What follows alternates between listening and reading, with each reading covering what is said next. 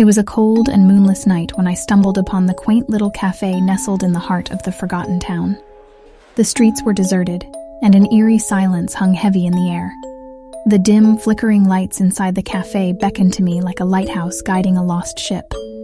Intrigued and seeking warmth, I pushed open the creaky door and stepped into a world frozen in time. The cafe was a relic from a bygone era, with vintage furniture covered in dust and cobwebs. The air was thick with the scent of aged wood and lingering memories. I took a seat at a worn-out booth near the window, a heavy feeling of nostalgia settling over me. The walls were adorned with faded photographs and old newspaper clippings, revealing a glimpse into the lives that once revolved around this place.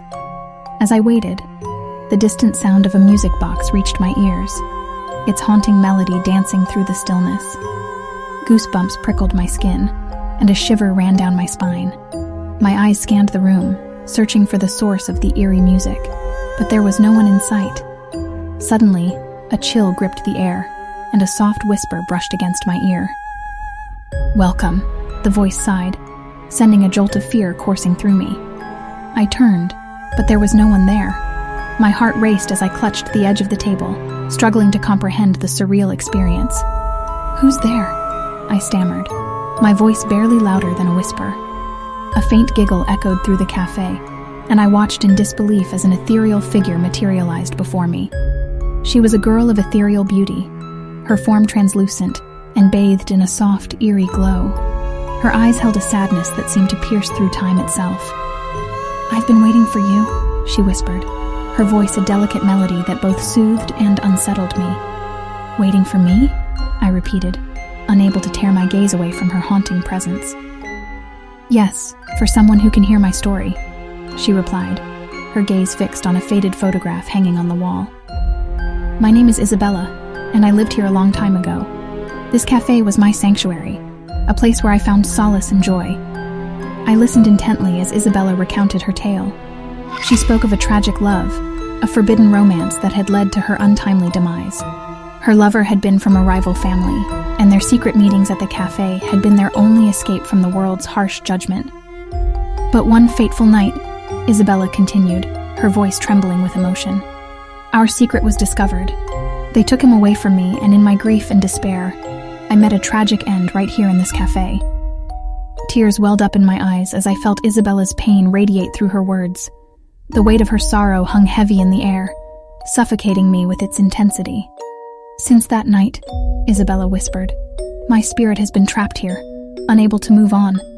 I've been waiting for someone to hear my story, to understand the depth of my love and suffering." I nodded, my heart aching for Isabella's tragic fate. "I hear you, Isabella," I said softly, my voice filled with empathy. "I'll help you find peace." A faint smile crossed Isabella's ghostly features, and for a moment, the cafe seemed to brighten as her spirit glowed with hope. She reached out her hand, and I hesitantly took it, feeling a surge of warmth spread through my veins. The world around me blurred, and suddenly, I found myself standing in a dimly lit garden bathed in moonlight. "This is where we used to meet," Isabella said, her voice a gentle breeze that rustled the leaves. "Here, I can finally show you the truth of our love."